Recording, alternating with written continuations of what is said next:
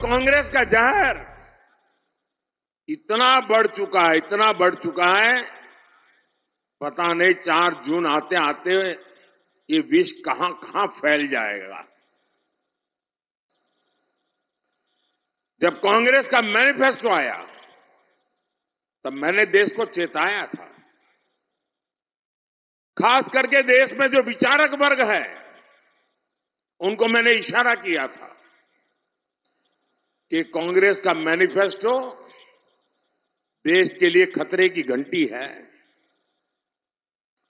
और मैंने साफ साफ कहा था कि मैं कांग्रेस के मैनिफेस्टो में मुस्लिम लीग की छाप देख रहा हूं। तो कुछ लोगों को शायद लगा होगा ये तो एक पॉलिटिकल स्टेटमेंट है, लेकिन जब उसकी बारीकियों में लोग जाने लगे तो देश बेचैन बनता गया। जो भाषा मुस्लिम लीग बोलती थी, देश के आजादी के पहले भारत का विभाजन की भाषा, जो नैरेटिव गढ़े गए थे, दुर्भाग्य से आज कांग्रेस का मैनिफेस्टो उन्हीं बातों को लेकर के आज देश के वासियों से वोट मांग रहे हैं। इंडिया अलायंस की रैलियों में इंडिया अलायंस के नेता मुस्लिम वोटर्स को वोट जिहाद करने की अपील कर रहे हैं, और वो भी कोई मदरसा से निकला हुआ बच्चा नहीं बोल रहा है। कांग्रेस के टॉप लीडरशिप में बैठने उठने वाले बहुत पढ़े लिखे परिवार के कांग्रेस के नेता वोट जिहाद की बात कर रहे हैं। और कांग्रेस का और वोट जिहाद का क्या रिश्ता कहलाता है, ये आपको कांग्रेस के इतिहास से पता चलेगा। आप याद करिए, जब देश में जिहाद के नाम पर आतंकी हमले होते थे, तब उन आतंकियों की वकालत में सबसे पहले कांग्रेस के लोग आते थे। कश्मीर में अलगाववादी जिहादियों की मेजबानी तब के प्रधानमंत्री करते थे, तस्वीरें मौजूद है। मुंबई में आतंकी हमला हुआ 26/11 को, उसमें कसाब और दूसरे आतंकियों को बचाने के लिए कांग्रेस के नेता आगे आए।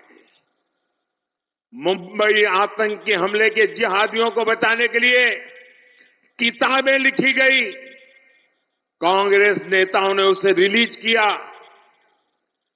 दिल्ली में बाटला हाउस एनकाउंटर में जिहादी आतंकवादी मारे गए तो कांग्रेस की मैडम, उनके आंखों में आंसू बह रहे थे, रुकते नहीं थे।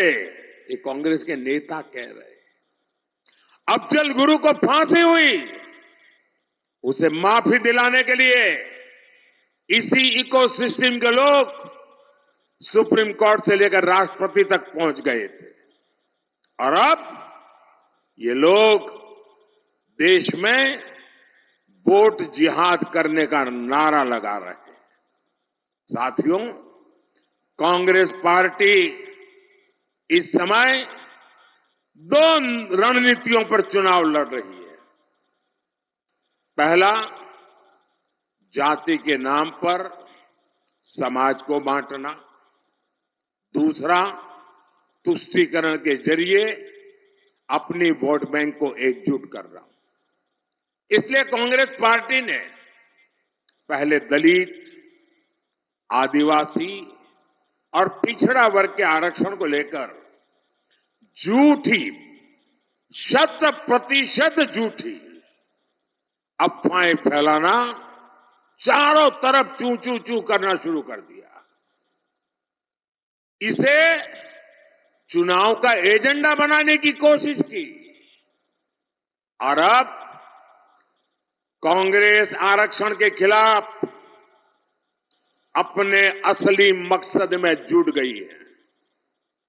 Congress party SC, ST, OBC का आरक्षण उनसे छीनकर, उसमें से हिस्सा लेकर एससी, एसटी, ओबीसी समुदाय को अन्याय करके धर्म के आधार पर आरक्षण के लिए संविधान परिवर्तित करना और मुसलमानों को आरक्षण देना, इसके लिए तैयारी कर रहे हैं।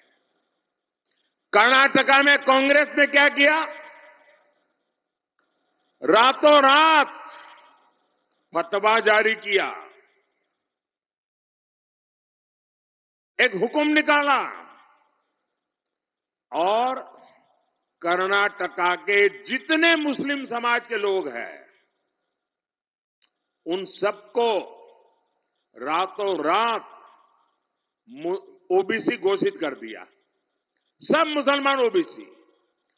कर्नाटका में जो संविधान के द्वारा 27% रिजर्वेशन ओबीसी समाज को मिला था, रातों रात उसमें डाका डाला और ओबीसी समाज का जो हिस्सा था वो लूट लिया, धर्म के आधार पर आरक्षण देकर के। और जब देश का संविधान बना था, महीनों तक चर्चा हुई थी। देश के उस जमाने के कांग्रेस के, आजादी के आंदोलन के दिग्गज नेताओं ने संविधान बनाया, विचार विमर्श किया, और उसमें कोई आरएसएस, बीजेपी वाला नहीं था। देश के गणमान्य विद्वान थे, बाबा साहब आंबेडकर थे, और उन्होंने चर्चा करके तय किया कि भारत जैसे देश में धर्म के आधार पर आरक्षण नहीं दिया जा सकता। बाबा साहब आंबेडकर ने विस्तार से कहा कि धर्म के नाम पर आरक्षण देश के लिए कितना बड़ा खतरा पैदा करेगा। बाबा साहब आंबेडकर ने साफ साफ इनकार कर दिया, और देश का जो संविधान बना, वो संविधान धर्म के आधार पर आरक्षण के लिए मनाही करता है। दलित, आदिवासी, ओबीसी, संविधान उसके लिए परमिशन देता है। लेकिन कांग्रेस पार्टी धर्म के आधार पर आरक्षण की बात लेकर के अपनी वोट बैंक मजबूत करना चाहती है। और जब मैं कांग्रेस के इन पापों को पर्दाफाश किया, और मैं पिछले 9 दिन से मांग कर रहा हूं कि कांग्रेस पार्टी मुझे जवाब दे, मैंने उनको चुनौती दी है। 9 दिन हो गए, कांग्रेस ने मेरी 3 चुनौतियां हैं, उस पर कोई जवाब नहीं दिया। और मैं लगातार कह रहा हूं, मैं एक बार फिर मीडिया को भी जगाना चाहता हूं, देशवासियों को भी जगाना चाहता हूं। एक बहुत बड़े खतरे की तरफ ये लोग ले जा रहे हैं, इसलिए मैं जगाना चाहता हूं। और मेरी 3 चैलेंज क्या है? मेरा पहला चैलेंज है, क्या कांग्रेस ये लिख करके देश को देगी कि वो संविधान बदलकर धर्म के आधार पर मुसलमानों को आरक्षण नहीं देंगे? लिख करके दो। दूसरा, धर्म के आधार पर आरक्षण देकर दलित, आदिवासी, बख्शीपंथ, ओबीसी का हक नहीं मारा जाएगा। क्या कांग्रेस ये लिख करके देगी? तीसरा चैलेंज, क्या कांग्रेस ये लिख कर देगी कि उनकी जो राज्य सरकारें हैं, उनके जो चट्टे बट्टों की सरकारें हैं, वे ओबीसी कोटा में डाका डाल करके मुसलमानों को शामिल करने का हिडन एजेंडा नहीं चलाएंगे? इसकी गारंटी देते हैं क्या? चुप है, मतलब उनके दिमाग में, उनकी सोच में कोई खोट है। अब मुझे जामनगर के लोग बताइए, देश पर इतना बड़ा खतरा मंडरा रहा हो, क्या मोदी चुप रह सकता है? क्या मोदी देश को फिर से बांटने दे सकता है? साथियों, मैं आज जामनगर की धरती से देशवासियों को विश्वास दिलाता हूं और कांग्रेस के चट्टे बट्टे सबको कहना चाहता हूं, जब तक मोदी जिंदा है, जब तक मोदी जिंदा है, इस देश को फिर से धर्म के आधार पर मैं बांटने नहीं दूंगा।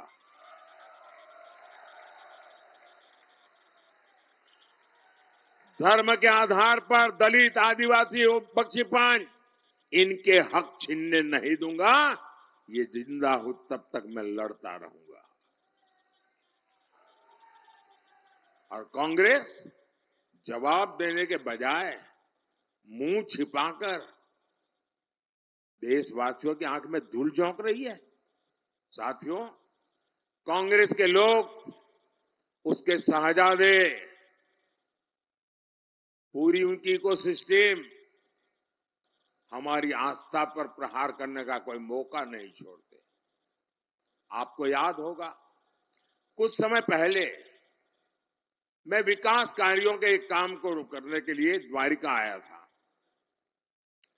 द्वारिकाधीश के दर्शन के बाद मैं समुद्र के नीचे उस द्वारिका के दर्शन करने गया जिसका वर्णन हमारे धर्म ग्रंथों में आता है। मैंने समुद्र के भीतर कुछ देर ध्यान और पूजन भी किया।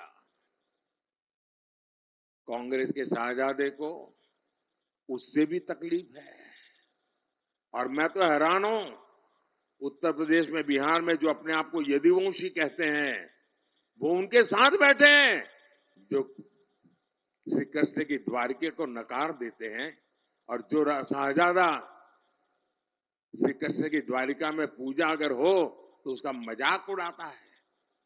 उन्होंने कहा कि समुद्र के भीतर पूजा के लिए कुछ नहीं है। अरे, जिसको मिनिमम नॉलेज नहीं है, ऐसे लोगों से क्या करना है? आप मुझे बताइए, इनकी हिम्मत है कि किसी दूसरे मजहब के बारे में ऐसी बात कर दे? ये किसी दूसरे की मजहब की बातों को झूठा कह सकते, उसके मजाक उड़ा सकते हैं। ये राम मंदिर का बहिष्कार करते हैं, द्वारका को झूठा बताते हैं, हिंदू धर्म की शक्ति ऐलान कर दिया।